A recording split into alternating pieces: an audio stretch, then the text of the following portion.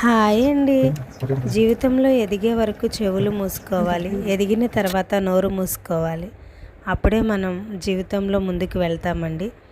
ముందుగా stove on చేసుకుని కడాయి పెట్టుకొని 3 టేబుల్ స్పూన్ల ఆయిల్ వేసుకోవాలండి. కొంచెం పసుపు వేసుకొని ఉడికించి ఘాట్లు పెట్టుకుని ఎగ్స్ని కూడా వేసేసుకోవాలండి. వేసుకుని మనకి కలర్ చేంజ్ అయ్యే వరకు ఫ్రై చేసుకోవాలి. ఇలా ఘాట్లు పెట్టకపోతే ఆయిల్లో వేసిన వెంటనే ఎగ్స్ పేలిపోతాయండి. అదే కడాయిలో కొంచెం కరివేపాకు వేసుకుని ఈ మిక్సీ పట్టుకున్న మసాలా పేస్ట్ని వేసేసుకుని ఆయిల్ పైకి తేలే వరకు ఫ్రై చేసుకోవాలండి. దీనిలోనే 3 టేబుల్ స్పూన్ల కారం, రుచికి సరిపడా ఉప్పు కూడా ఇప్పుడే వేసేసుకుని కారం పచ్చివాసన పోయే వరకు ఫ్రై చేసుకోవాలి.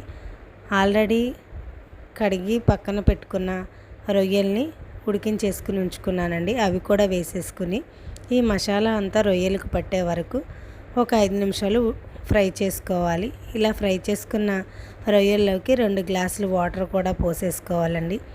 మనకి ఒక ఉడికి వచ్చిన తర్వాత ఫ్రై చేసుకున్న ఎగ్స్ని కూడా వేసేసుకోవాలి. దీనిలో పులుపు కోసం పచ్చి చింతకాయలు అంటే గింజలు రాకోకుండా ఉన్న చింతకాయలని పేస్ట్ కూడా వేసేసుకుని కొత్తిమీర కూడా వేసుకుని ఈ టైంలో సాల్ట్ సరిపోయిందో లేదో చెక్ చేసుకుని సాల్ట్ యాడ్ చేసుకోవాలండి.